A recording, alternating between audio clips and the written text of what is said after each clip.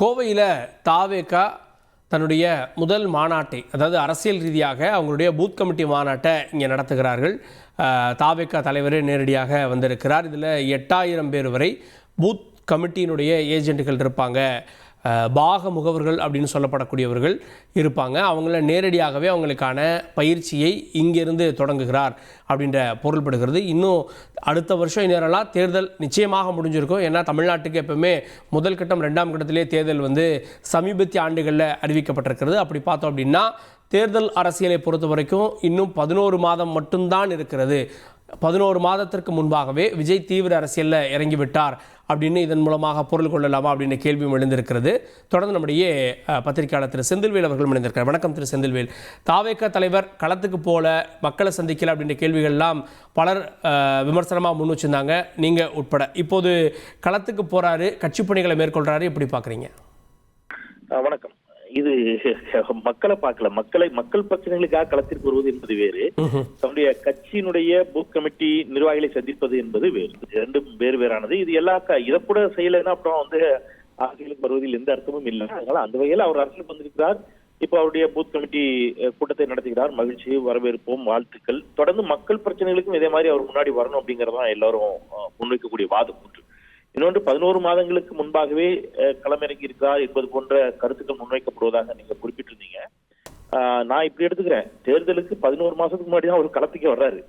So அதை அப்படித்தான் எடுத்துக்கணும். 11 மாசத்துக்கு முன்பாக களத்துக்கு உடனடியாக 11 மாதத்தில் நடக்கக்கூடிய ஒரு தேர்தல் ஆட்சி பிடிக்க வேண்டும் என்பதெல்லாம் அதீத கற்பனை அப்படிங்கிறதான் நான் பார்க்கிறேன். களம் அதிமுக பாஜக கூட்டணி உருவாவதற்கு முன்பாக ஒரு விதமான களம் இருந்துச்சு தமிழ்நாட்டுல.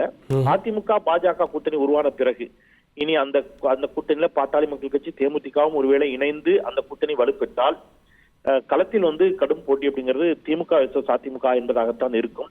விஜய் அந்த போட்டியிலேயே இருக்க மாட்டார் அப்படிங்கறதான் கலை யதார்த்தம். ஆனா கூட்டணி ஆட்சி அப்படின்ற போன்ற விஷயங்களை விஜய் இன்னும் ஓப்பனா வச்சிருக்காரு அப்படின்னு நம்ம பார்க்கிறோம்ல. ஆமா, அவர் கூட்டணி ஆட்சின்னு வச்சிருக்கிறாரு. யாரு அவரோட கூட்டணி சேர்றதுக்கு தயாரா இருக்கிறாங்க? அவர் பங்கு கொடுக்க தயாரா இருக்கிறாரு.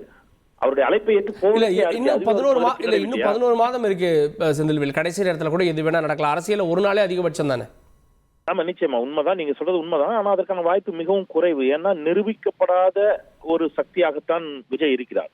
விஜய் அரசியல் நான் அதிகாரத்துல பங்கு தரேன், அமைச்சரவையில் பங்கு தருகிறேன் என்பதை கேட்டு நம்பி நம்ம ரொம்ப யதார்த்தமாவே பேசலாம். விருப்ப வெறுப்புகளுக்கு அப்பாற்பட்டு நான் அந்த கருத்தை பதிவு பண்றேன்.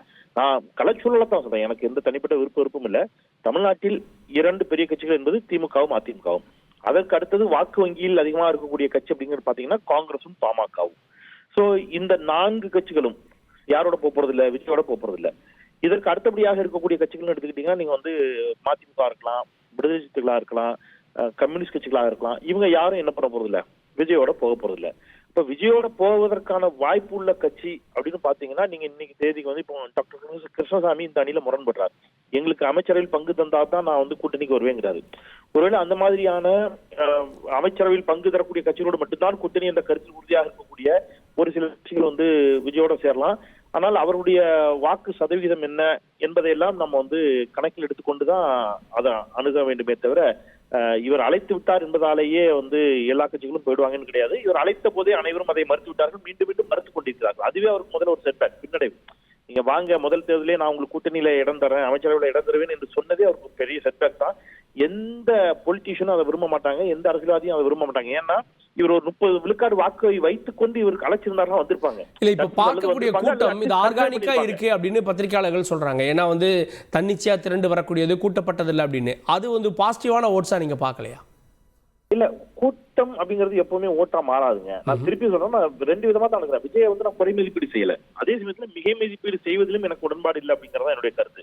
நீங்க உங்களுக்கு நன்றாக நினைவு இருக்குன்னு நினைக்கிறேன். நீங்க ஒரு சீனியர் ஆங்கர், ஜேர்னலிஸ்ட், நம்ம வடிவேலு அவர்கள் திமுகவுக்காக பிரச்சாரம் செய்த காலங்கள் உங்களுக்கும் நன்றாக நினைவு இருக்கும். அப்போ வடிவேலை பார்ப்பதற்கு திரண்ட மக்கள், ஏராளமான மக்கள், பல்லாயிரக்கணக்கில் திரண்டாங்க. அப்போ இன்னும் சொல்ல போனா வடிவேல் பீக்ல இருந்த டைம், ரொம்ப பீக்ல இருந்த டைம், அவரை அவ்வளவு பேர் திரண்டாங்க.